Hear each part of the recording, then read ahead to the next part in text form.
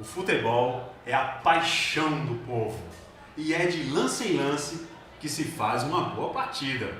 O futebol é o esporte dos que são determinados. No quinto episódio do Presença com o Cris de hoje, recebo com satisfação o jogador de futebol Evandro Lima, que é lateral esquerdo do Botafogo da Paraíba. Saudações, Evandro, seja bem-vindo ao Presença com o Cris. Boa noite, gente. Boa noite a todos. Obrigado, Cris, pelo convite, pela oportunidade. E há muitos amigos meus comentando sobre o podcast e tal, e eu tinha essa vontade de participar de algum. E agradeço a você pelo convite. Eu é que agradeço a sua participação aqui conosco, né, que está todos aqui conferindo o nosso programa, para saber um pouco mais da sua trajetória de vida, Evandro. Para quem não sabe, Evandro é natural de Recife, né, no estado de Pernambuco. E falando da sua carreira, da sua trajetória, você iniciou no esporte, não é isso? Conta um pouco sobre isso, Evandro, por favor. Eu tinha um pouco menos de 13, 14 anos, sempre me destaquei entre os meus amigos, assim, jogando bola, brincadeira na rua, né? Aquela brincadeira sadia que a gente sempre a gente tem quando é criança. E daí, meu pai ele sempre me apoiou muito em todas as minhas decisões. Então, foi quando ele viu que eu tinha muito essa vontade de ser jogador de futebol, eu via aquilo na televisão, jogador de futebol na televisão, cantava, né, com aquilo. E não diferente de outros meninos da minha idade, de crianças da minha idade, eu sempre gostei de jogar futebol e meu pai, ele sempre correu atrás comigo, né, me ajudando bastante, correu atrás do meu sonho, me botava em escolinha, me levava num lugar, me levava para outro, às vezes deixava até de trabalhar para me levar para treinar, para jogar. E daí eu tive a oportunidade de fazer um teste no esporte. Inclusive, quem conseguiu para mim esse teste era um cara que trabalhava na escolinha do esporte, que eu considero como um amigo, como um pai, que é o Lúcio. Hoje ele trabalha no Retrô, trabalha num clube também. E daí ele conseguiu esse teste para mim lá no esporte. Daí eu fiz esse teste quando eu tinha 14 anos e foi onde eu consegui dar os meus primeiros passos assim como atleta assim, de alta performance.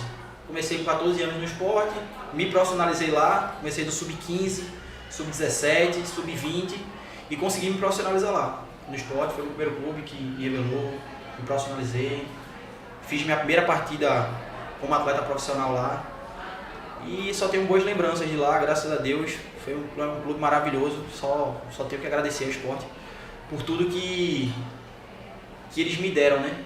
Todo o apoio que eles me deram. Depois eu tive que voar outros ares e começar a voar com as minhas próprias asas.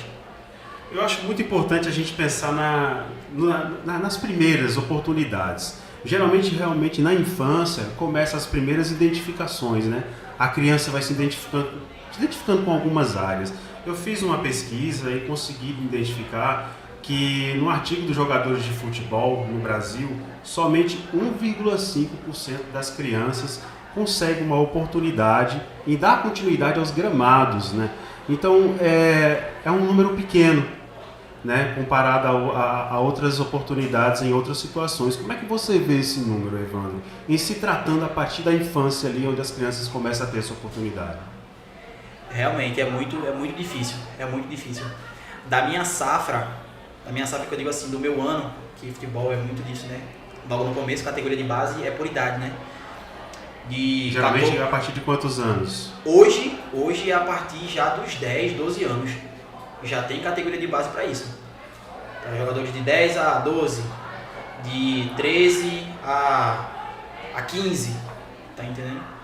Aí vai de 16 a 20, tá entendendo? Aí vai sub-15, sub-17, sub-20, sub-23 e tem uns bem antes, né, também, que é o sub-10, sub-12, tá, mas eu lembro que na minha época era bem mais difícil, hoje é mais fácil. Acho que se botar de uns 10 anos pra cá tá bem mais fácil. De que forma tá mais fácil? Eu acho que tá mais fácil em questão de mais oportunidade, tem mais oportunidade, na minha época já não tinha tanta oportunidade. Para se conseguir um teste, uma peneira, tinha que ter conhecimento, tinha que ser de alguém que conhece já outra pessoa. Aí, tipo, foi bem isso. Tá entendendo? E eu lembro que na minha safra, de jogadores de 97, só se profissionalizou 3. Eu e mais 2. daquela minha safra, que começou comigo no sub-15 até o profissional. Você lembra desse número dos que conseguiram? Dos que conseguiram, dos que ficou para trás eu não lembro. A única coisa que eu lembro é que foi muito difícil, foi muito sacrifício. Realmente eu tinha que ser muito disciplinado para almejar o sucesso, para almejar a profissionalização, né? O sucesso já é a parte. A gente chega nessa parte do sucesso que atualmente você está no Botafogo da Paraíba, mas ainda me interessa muito o início, né? Geralmente é onde começam os grandes percalços, onde as pessoas começam inclusive a desistir. Com certeza desanima. E ali como é que a pessoa faz, né? Então eu queria saber de você, como é que você lida com as vitórias e como é que você lida com as derrotas, respectivamente? Assim, logo no começo, quando eu identifiquei assim, que realmente eu queria ser jogador de futebol, era isso mesmo que eu queria, foi através do meu pai. Ele sentou comigo, eu lembro... Ele foi seu espelho, então? Meu pai sentou, pô, é isso mesmo que você quer? Falei, pô, é isso mesmo que eu quero. E desde esse dia ele sempre me apoiou em tudo. Até hoje, para eu tomar uma decisão de ir para um clube e para outro, meu empresário, que é meu representante, ele, a gente tem isso, tem aquilo, tem essa proposta, tem essa. Eu ligo pro meu pai, a gente conversa. Se eu estiver perto dele, eu converso com ele, caso contrário, pelo celular mesmo, na maioria das vezes. Estou sempre viajando, sempre em outros estados, mas a gente sempre conversa e tudo passa por ele. Eu sempre quero ouvir ele, porque foi um cara que é meu pilar, foi um cara que me ajudou e me ajuda até hoje em tudo, não só como jogador, como amigo, como pai, como um cara que está sempre presente ali para mim em todas as horas. Só que daí, falando disso, sobre vitórias e derrotas,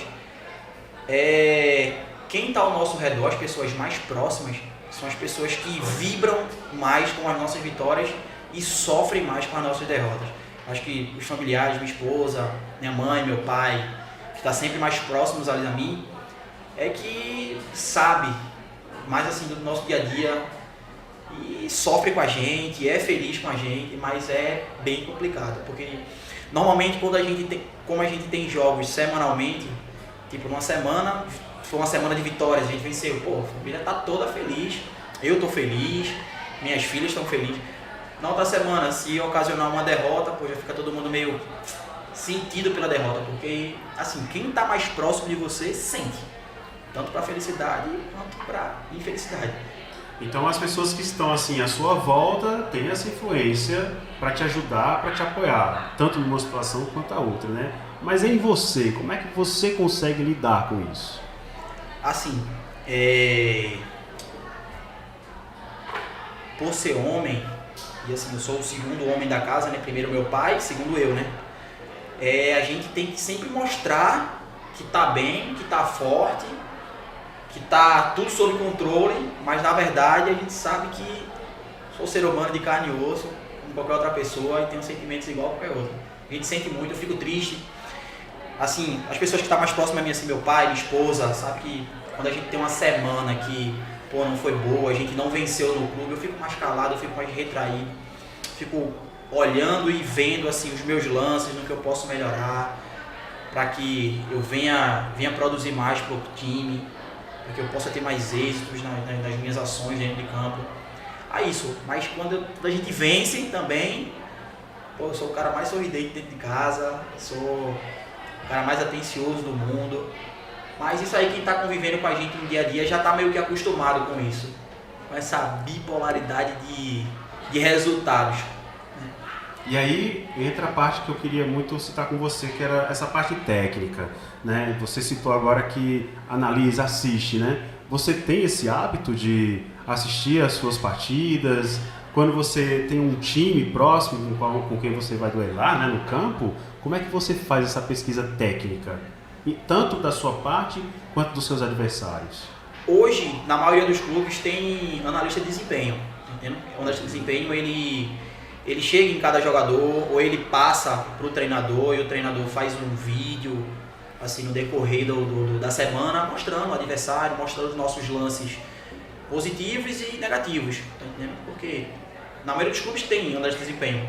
Como a gente vê o adversário também nos olha. Então essa assistência é importantíssima. É muito importante, mas assim, tem jogador que, no caso eu gosto de olhar do modo geral o time como foi e gosto de me olhar também.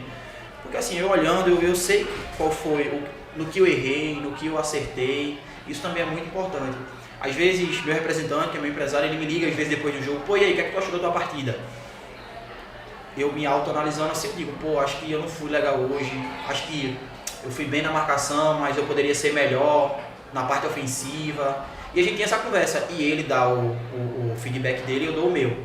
Na maioria das vezes a gente entra com a mesma conclusão, a gente tem a mesma conclusão. Mas isso é bem relevante, não é sempre. Entendeu? Às vezes ele acha que eu fui bem, eu já acho que eu não fui. Às vezes ele acha que eu fui bem, eu já não acho que eu não fui tão bem, acho que poderia ser melhor.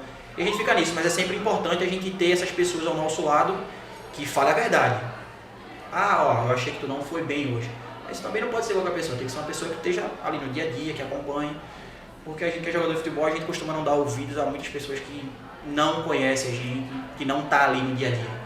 Por isso que essas pessoas que são bem próximas a gente é muito importante. Porque senão serão somente também falas gratuitas, onde você vai estar, né, inserindo em si... Sim, absorvendo coisas que não são produtivas.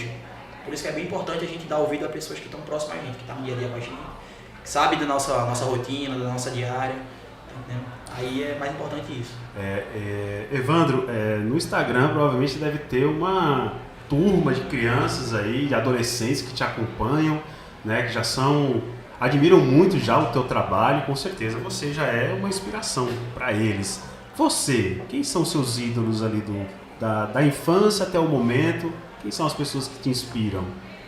Assim, quando eu era mais novo, a gente se encanta pelo que a gente vê na TV, né? Exato. E tipo assim, foi dali onde eu cresci vendo aquilo e eu falei, pô, eu quero ser isso. Eu quero ser jogador de futebol. E claro, né? Não diferente de ninguém, eu sempre me inspirei em outro jogador de futebol. Pô, eu quero ser igual esse cara, né? Pô, esse cara é embaçado. Mas teve uma pessoa? Teve. Eu lembro que eu era bem criança, mas eu lembro porque a cena foi muito marcante, né? Foi em 2002, quando o Brasil foi campeão do mundo, né? E eu olhei assim, eu tava com meu pai sentado assim no sofá, né? E eu, caramba, pai, porra, que fera, velho, uma festança e tal. Eu lembro o Cafu levantando uma taça, né? Falei, caramba, mas eu olhei assim e falei, pô, pai, mas não foi esse cara que fez o gol, por que ele tá levantando o troféu? Eu não entendia, né? Mas via que aquilo me chamava muita atenção e, pô, cara, meu pai me explicou, não, meu filho, ele é o capitão do time, consequentemente o capitão do time, ele levanta o troféu, mas isso não muda em nada, a vitória são de todos e tal. E eu comecei a ficar curioso com aquilo. E tipo, eu cresci vendo o Cafu e o Roberto Carlos, né, mano? Eu falei, caramba, eu vi o Roberto Carlos, aquele cara rápido. Tal. Eu falei, caramba, velho, que cara rápido, pai, que cara forte. Pô, ele é mais rápido que aquele. Então, pô, eu fui criando uma identidade daquele cara. Ah, eu vou jogar igual aquele cara, velho. Eu vou ser igual aquele cara, vou pegar a bola, eu vou fazer isso, ele vai estar a bola assim e tal. Então, eu cresci me inspirando nele. Mas assim, quando eu fui ficando mais velho, que eu fui conhecendo o clube, jogando, indo para um lugar, indo para outro, o meu ídolo, ele mudou, né? Ele mudou. Assim, meu ídolo no futebol era o Roberto Carlos, né? Mas meu ídolo hoje é o meu pai, velho. Meu pai é o meu ídolo. Meu pai, ele nunca foi jogador de futebol, ele sempre foi jogador de pelada, mas meu pai é um cara que ele tem um entendimento sobre futebol que poucos jogadores de futebol têm o entendimento que meu pai tem. Às vezes meu pai liga pra mim pra conversar sobre um jogo ou outro e ele pontua aquilo que eu já tinha em mente. Falei, pô, eu acho que eu precisava melhorar nisso no jogo. Meu pai me liga às vezes, pô, você deu mole, hein? Aquela jogada, naquilo ali. Eu falei, pô, velho, o cara que nunca jogou bola, entende de bola pra caramba. Meu pai tem total abertura pra falar o que ele quiser. O seu pai, ele se profissionalizou em quê, no caso? Não, meu pai ele é autônomo, ele tem barraca na praia, ele trabalha lá em Boa Viagem, na praia de Boa Viagem. Ele mora em Recife ainda? Mora em Recife ainda. Mora em Recife, meu pai. E, tipo assim, ele é a minha inspiração, velho. Meu pai, eu sempre disse pra ele, falei, pai, se um dia eu nunca conseguisse ser jogador de futebol, senão eu posso querer ser um cara igual a você, velho. Respeitado por todo mundo, um cara honesto, trabalhador. Pô, meu pai sou babão número 1 do meu pai, velho. É isso aí. Vamos falar um pouquinho agora dos clubes que você fez passagem aí. Eu fiz a pesquisa, nós conversamos sobre eles, né? E aí eu quero saber um pouco mais, que eu tenho certeza que quem nos assiste tá interessado nessas histórias, sabe, Evandro? Então, além do ABC, você passou no Central também. Central, do Caruaru. E na sequência, Salgueiro, Ferroviário do Cabo, Pernambuco e Jacuipense. E o ano passado eu quero citar também sobre o Portuguesa Santista. Mas essas outras anteriores que eu citei, como é que foi essa passagem entre eles? Eu ainda tinha contrato com o Sport quando eu fui emprestado para o Central do Caruaru. Isso em que ano, mais ou menos? Isso foi no ano de 2020, acho que foi 2020. Tá bem recente. Foi no ano de 2020. Aí eu fui emprestado, né? Só que eu já tinha ido pro ABC. Você fez um teste primeiro? Não precisei fazer teste. Porque, tipo assim, quando a gente já se profissionaliza, a gente é profissional naquela área, a gente já não precisa ir pra fazer teste em lugar nenhum. Assim, em outras ocasiões até tem, mas isso é bem relevante hoje em dia. Raramente acontece. Tipo assim, um jogador profissional ir para outro clube fazer teste. Então, quando o jogador se profissionaliza, é uma carta branca, é uma praticamente. carta branca. Se outro clube tiver um interesse e tal, ele tem que te contratar. Mas aí vai muito de negociação. Aí onde entra empresário e tal. Eu tenho um jogador assim, é o clube, eu tenho interesse nele, mas se ele vir aqui não render, tem como ele vir aqui passar uns 10, 15 dias de teste, a gente paga os custos dele aqui pra gente ver. Mas não é constantemente que acontece isso. Certo. Normalmente é por isso que tem análise de desempenho. Ele olha os números do jogador, assiste vídeos e tal, para evitar esse teste. Tá vendo os vídeos ali, vê que o cara tem bom número, vê que o cara tem bom contrato. Normalmente é assim. Voltando lá, eu tive passagem lá pelo Central de Caruaru, foi um empréstimo do Sport, né, eles me emprestaram para eu ganhar rodagem, para eu ganhar minutagem, para eu ganhar experiência, porque eu era muito novo, né? E como o Sport era um clube de Série A na época, tipo assim, a cobrança era muito alta. Muito forte. Então o nível dos atletas tem que ser muito alto. Tá entendendo? E eu ainda não estava nesse nível. Eu tinha e tenho muito potencial para estar nesse nível, mas eu ainda não estava nesse nível. Daí eles me emprestaram para ganhar rodagem, para ganhar experiência, e eu fui pro Central. No começo foi meio turbulento, a gente não começou tão bem, mas daí depois a gente começou a engrenar uma sequência de vitórias e a gente fez até uma passagem boa por lá. Foi onde eu destaquei, foi onde eu comecei a jogar mesmo, de verdade. Eu acho que eu joguei 24 jogos, ou foi 22 jogos, pelo Central. E, tipo assim, foi onde eu comecei a voar com as minhas próprias asas. Quando eu voltei pro clube, voltei pro Sport do meu empréstimo, o clube já não tinha mais interesse. Já na minha permanência lá, foi onde teve o término de contrato. E daí eu fui pro ABC, joguei também. O lugar é maravilhoso, o clube lá também maravilhoso, pelo ABC. Aí foi onde eu joguei meu primeiro campeonato estadual, que é o Campeonato Potiguar lá. Sucessivamente, no final do ano, quando acabou o meu contrato com o ABC, eu fui pro Salgueiro. Tinha um treinador lá que já me conhecia, tinha trabalhado comigo na base do esporte, e ele tinha ido pro Salgueiro. E ele me fez esse convite: tu tem vontade de trabalhar aqui? Eu falei: professor, eu tenho muita vontade de trabalhar com o senhor. O senhor conhece meu futebol, sabe do meu potencial, eu tenho muita vontade de trabalhar com o senhor. Mas o Salgueiro também é uma camisa pesadíssima, tá entendendo? No futebol do interior de Pernambuco. E eu não pensei duas vezes em ir pra lá. Fui e dei um azar, né, velho? Dei um azar porque eu tava muito bem. A gente tinha feito nossa estreia, a gente venceu, eu joguei muito bem, tinha dado uma assistência nesse jogo. E tava muito feliz. E eu, minha esposa, meu pai, que tava bem perto de mim, a gente viu que, vai dar bom. Esse ano vai ser o ano que, a gente vai decolar. E no meu segundo jogo na temporada, me machucaram. Não é um dia que eu me machuquei, me machucaram, né? Com 16 minutos do primeiro tempo da Copa do Nordeste contra o Bahia, eu sofri um carrinho e esse carrinho, o zagueiro quebrou meu tornozelo. Aí deu uma atrasada no meu processo de sucesso, mas nada que venha atrapalhar hoje. Daí eu passei 8 meses parado. E tipo, é aquela frustração dentro de casa, querendo voltar e sentindo dor e isso e aquilo. E acabou a temporada no clube, né? E eu ainda estava machucado. Daí o que aconteceu? Eu fui falar com o presidente pra gente fazer um acordo.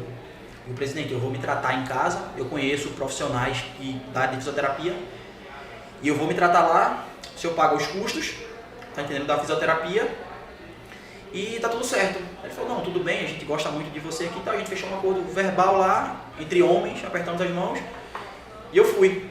Daí, quando eu fiquei 100%, mas aí eu ainda sentia muitas dores de adaptação. E o que eu precisava? Eu precisava voltar a jogar, mas eu precisava fazer meio que um teste primeiro.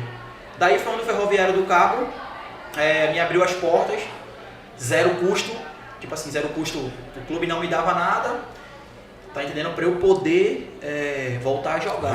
Retomar ali, né? Começar a caminhar de novo.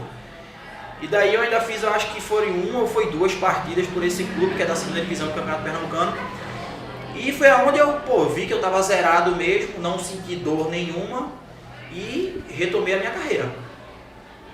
E foi aí, no começo de abril, inclusive, que você foi anunciado pelo Azulão Marabaense. Foi outra situação, uma volta por cima, na verdade, também. Porque você foi o Parazão, foi campeão, inclusive. Conta essa experiência pra gente.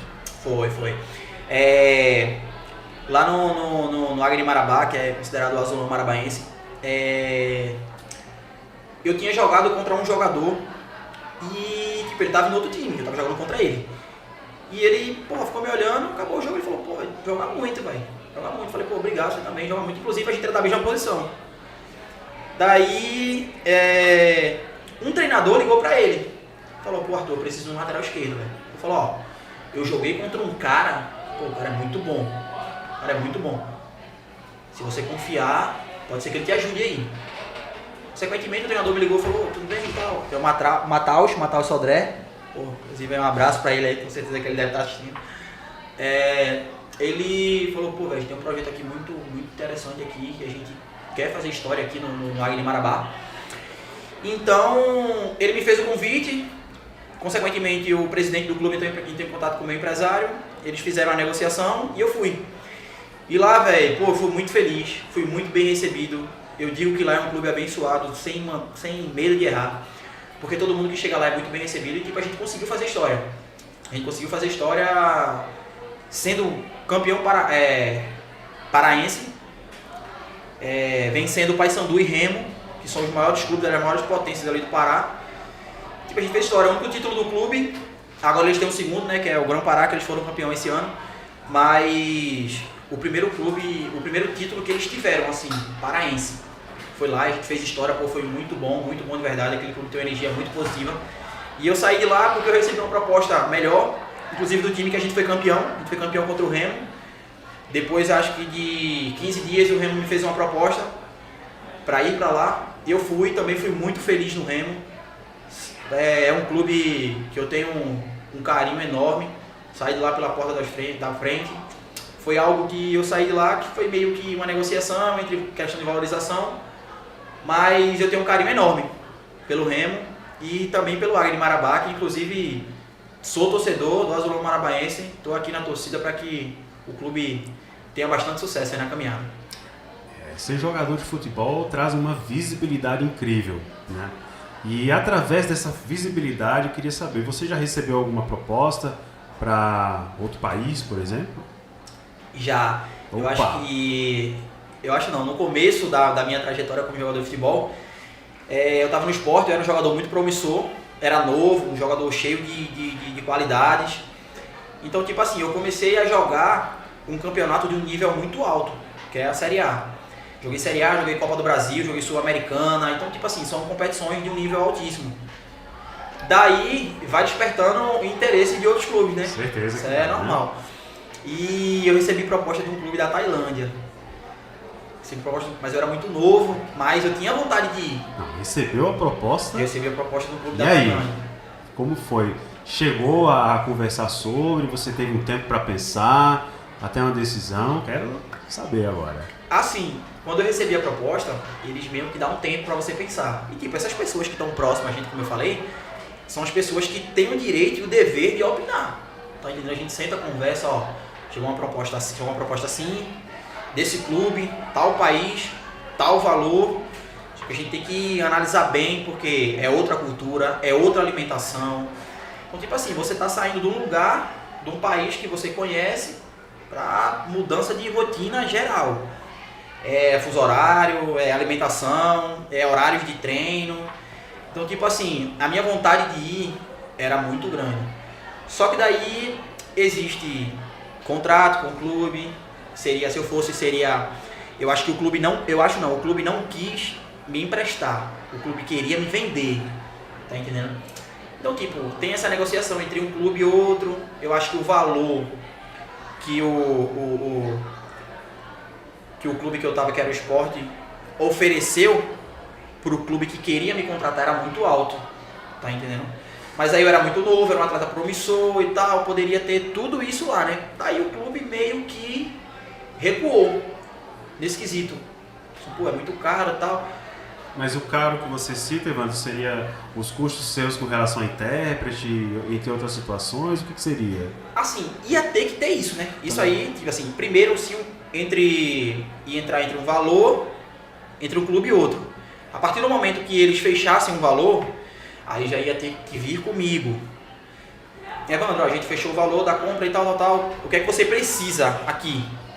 Claro, um intérprete, uma moradia adequada, com excelentes condições, porque querendo eu sou um estrangeiro lá, veículo para ir, isso aí eu tenho quase certeza que seria de menos para o clube, entendeu? Acho que o maior empecilho mesmo foi essa questão de valor entre o meu empregador e o clube que queria me empregar, entendeu? Foi mais em questão disso. Daí, sucessivamente eu não fui, né, porque houve esse empecilho, o clube me prendeu, não quis me deixar ir e tal, e eu meio que perdi essa oportunidade. Isso eu acho que foi no ano de 2017. Não, no ano de 2016. No ano de 2017 eu recebi outra proposta para um clube de fora do país também, fui para Portugal. Aí eu falei, pô, mais perto, a língua já é um pouco mais similar à nossa, um pouco mais simples, dá para assimilar, dá para entender, e eu, pô, vai dar bom. Eu acho que agora vai. Só que daí também o clube me travou dessa ida. Aí foi aonde, pô, eu fui ficando meio que triste. Aí você fica meio desmotivado, daí da onde você vai vendo que, pô, você precisa manter a cabeça no lugar, você precisa continuar focado, precisa continuar se abdicando das coisas para ter êxito ali, mas é bem difícil, eu era muito novo. E hoje não, hoje já é bem mais diferente. Hoje a gente sabe assimilar bem uma vitória, uma derrota, a gente sente, mas a gente sabe, a gente tá mais preparado para isso. E quando eu tive a oportunidade de ir para esse clube, né? Aí eu, caramba, quero ir em Portugal. Eu falei, caramba, velho, pô, mais uma oportunidade, velho. Daí, enfim, né? Passou. Ó, o momento de lamentar já passou também. Eu tinha que levantar a cabeça, continuar focado ali. E tipo assim, eu permaneci no clube e não fui tão utilizado. Aí isso é que, pô, você se chateia, você, pô, é meio complicado. Mas foram até o momento, só foram esses dois, um clube na Tailândia e um clube em Portugal. É aí onde você começa a enxergar o seu potencial, essa visibilidade, essa atenção que o jogador de futebol, quando começa a ter destaque, começa a se criar essas expectativas em si próprio, né? Então, através disso, como é que você chegou ao Botafogo da Paraíba? Foi o seguinte, primeiro eu tinha jogado a Série C pelo Remo, né, ano passado, eu tinha feito os últimos 9 jogos, eu fui contratado para jogar os últimos 9 jogos, e, pô, eu fiz excelentes jogos, foram muito bons de verdade. Daí eu tinha uma vontade de renovar com o clube, né? O clube também tinha um interesse, só que não houve uma conversa em ajuste sobre a valorização. Assim, o atleta, eu e meu empresário, a gente queria uma valorização um certo valor, o clube achou que o valor era muito alto e pronto, não teve acordo. E sucessivamente teve outros clubes que achavam que o valor era tranquilo pela qualidade do atleta. Tipo assim, em alguns clubes você vai ser bem valorizado, em alguns nem tanto, e esses altos e baixos. Daí eu recebi a proposta de jogar um Carioca pelo Madureira, que sucessivamente era o mesmo treinador que estava comigo no Salgueiro. O mesmo? O mesmo. Ele, mano, pô, tô aqui, pô, vi teus jogos, vi teus números, pô, tá muito bem. A gente queria contar com você aqui. Eu falei, pô, eu também tenho interesse. Aí daí a conversa já parte do meu empresário e eles começam a debater sobre os valores e a possibilidade de eu ir. Com moradia, veículo e tal, essas coisas. Daí eu fui pro Madureira. O valor foi um valor que eu achei agradável, legal, e fui. E também fiz 10 jogos lá, são 11 jogos na primeira fase do Carioca. Eu fiz 10, fiquei suspenso de 1 por terceiro cartão amarelo. E foi muito bom. E daí eu tive diversas propostas também, depois do Campeonato Carioca, para ir já para outros clubes. Daí eu optei por vir para o Botafogo. Eu sempre tinha ouvido falar do Botafogo, sempre ouvi falar muito bem. E eu fui procurar o histórico do clube, né? Claro, o clube por diversos anos sempre brigou por título, por acesso. E é onde eu queria estar. Eu falei, pô, eu quero estar num clube assim, de camisa, um clube de torcida, um clube de chegada. Pô, eu quero isso, velho. Eu quero estar tendo êxito em clubes que têm êxito. Daí eu vim pro Botafogo e, tipo assim, a gente não teve um primeiro semestre tão bom, né? Que a gente foi vice-campeão do Campeonato Paraibano. Mas aí a gente já teve uma resposta positiva já agora no Campeonato Brasileiro na Série C, onde a gente começou vencendo fora de casa, um adversário dificílimo que foi o Floresta. Fabiano torcendo ali, e a gente espera que a gente continue dando sequência nesse trabalho vitorioso aí que está sendo aqui no Botafogo. Evandro, uma história sensacional a sua. Tenho certeza que o pessoal que está assistindo agora a gente, né, os seus fãs também, estão aí se deleitando com essa sua história tão bacana. Eu fico muito feliz e eu queria saber qual era a sua mensagem final aqui no Presença para as pessoas que acompanharam o nosso programa. Fique à vontade, meu querido. Primeiramente, eu queria agradecer novamente, né, a oportunidade de estar aqui. Como eu falei, eu sempre vi amigos meus postando, participando de podcast e é a minha primeira vez e não diferente deles, a energia é muito boa. Eu queria dizer aqui para todos vocês que estão assistindo que se tiver crianças, ou adolescentes ou pessoas que ainda sonham em se profissionalizar, independente da sua área, não desista dos seus sonhos, acredite. Eu não almejei ainda o que eu quero, mas eu sou muito grato pelo que eu tenho e a palavra principal eu acho que é a disciplina, do que você quer. Você tem que abdicar de muita coisa pelo que você quer, não é fácil, mas pode ter certeza que quando você alcançar, você vai ver que valeu muito a pena você abdicar de diversas coisas para realizar o seu sonho. Meu guerreiro, satisfação lhe receber aqui. Para mim foi uma grande lição de vida também ter você junto comigo aqui nesse episódio. Que Deus te abençoe. Muito obrigado pela sua participação em aceitar aqui o convite desse programa. Agradecer a vocês que acompanharam esse episódio de hoje. Ao meu técnico especial aqui, Gabriel Lins. Obrigado, meu querido. Saudações mais uma vez. Obrigado mais uma vez, Evandro. Obrigado a vocês que nos acompanharam. E até o próximo Presença com o Cris.